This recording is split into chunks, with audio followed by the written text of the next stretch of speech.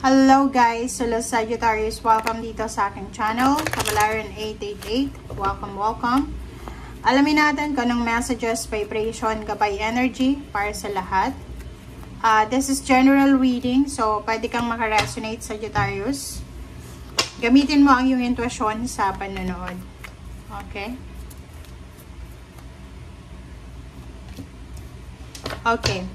Sagittarius. Paki-comment sa comment section if you resonated. If you are nasa ibang bansa ka, or maybe nasa Pilipinas, pero malayo kang lugar sa pamilya mo, posibleng makatanggap ka ng isang bad news or balita na pwedeng magbibigay sa'yo ng concern or magbibigay sa'yo ng pag-aalala. This news is all about your father, your mother, or someone na medyo may edad na. So, mag-aalala ka, so pwedeng yung kapamilya mong ito ay hihingi sa'yo ng tulong financial is because maybe may sakit sila or nasa hospital or kung ano pa man. So, itong balitang ito is medyo concerning siya. So, wala kang magagawa kung lalo nasa ibang lugar ka. Just surrender to the divine. Okay? Surrender to the divine. So, ibig sabihin, wala kang magagawa kundi mag-pray and i-surrender mo na kasi wala kang control sa kung ano man na sitwasyon sa ngayon. Okay.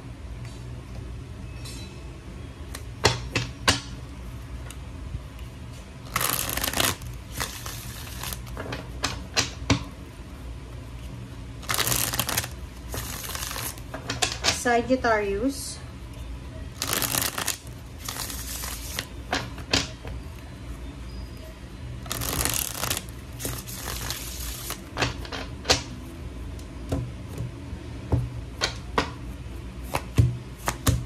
Okay, first two cards tayo.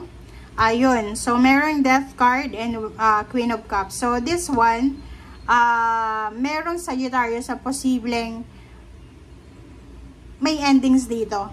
Endings, finish line. Pwedeng ikaw ay makakalaya na sa iyong relationship, or maybe makakalaya ka na sa kontrata mo, or maybe makakalaya ka na sa obligations mo if you are breadwinner.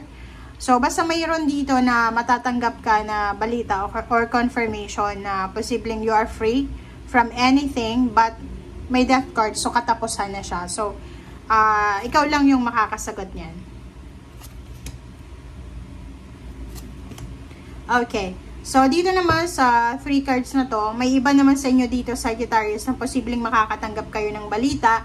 Isang mabilis na balita, information, communication, na pwedeng magdala sa inyo ng good news. And yun, happy good news siya. So, aapaw yung cups mo dito. So, ibig sabihin, makakatanggap ka ng balita, Sagittarius, ng family celebration or rason para sa inyong pamilya na mag-celebrate kayo.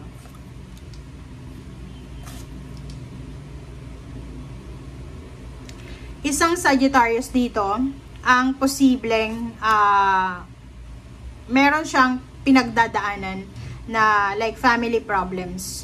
Maybe may relationship ka, may asawa ka ba, may partner, live-in partner, boyfriend, girlfriend. Kasi meron ditong 5 of Swords, merong Knight of Cups, and 5 of Wands. So maybe, ang closure na nakikita natin, maybe isang Scorpio, isang Libra ang pwedeng makipaghiwalay sa'yo. Or maybe, makikipaghiwalay ka just because mayroon dito na bago kang relationship. Or the other way around, yung karelasyon mo ay makikipaghiwalay sa'yo because may bago siya. Sinasabi ng bada sa'yo dito na isang individual, isang tao ang posibleng darating sa buhay mo, darating sa buhay ng pamilya mo, na pwedeng magdala sa inyo ng gulo. Pwedeng magdadala siya ng concern nga to diba? So, posibleng, ayun, isang maybe Scorpio, Pisces, Cancer, Leo, Capricorn, Taurus, Virgo, Aries. Sila yung mga zodiac signs na pwedeng magdala sa'yo ng gulo. So, nakikita ko sa'yo dito emotionally, yung gulo na sinasabi ng concern dito, yan yun, na hindi inaasahan or maybe unexpected or expected na pag-aaway, diskusyon, or maybe, yun, gulo, ang posibleng may experience mo. And Ace of Pentacles, sinasabi ng bara sa'yo dito na pera. maybe relationship, but ang iba sa inyo dito pwedeng maging rason ng pag-aaway ay pera. Pwedeng may nanakawan, pwedeng may nawalan, or pwedeng may misplaced na documents, mga ari-arihan, inheritance, or anything. So, sa loob ng pamilya, nakikita natin dito pwedeng magkapatid na Scorpio, Sagittarius, or Aries, Virgo, Libra, Leo, parang ganon, sila ang mag-aaway-away. Or meron silang, kumbaga, pag-aawayan na pera. Mag-iingat ka, Sagittarius, kasi maraming financial blessings ang umaaligid-aligid sa buhay mo. So, kumbaga, yung blessings of prosperity and abundance, malapit sa'yo. Okay? But the problem is, because of your connection, maybe because of your family, because of your relationship, because of your attachment, or collaboration, or partnership, pwedeng hindi mo masalo yung blessings na to. Ibig sabihin, pwedeng mawalan ka ng trabaho.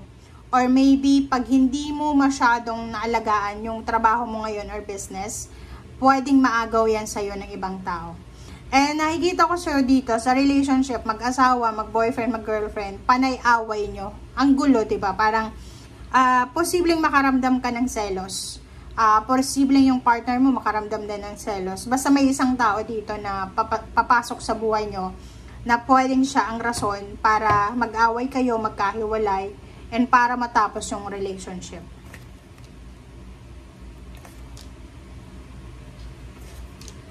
Okay. But in the end, 'di ba? So yung iba naman sa inyo dito, hindi naman yung Sagittarius na hindi related dito, posibleng wala ka namang masyadong problema kasi peaceful ka naman. Maybe yung family mo, yung relationship mo, trabaho mo, stable naman siya.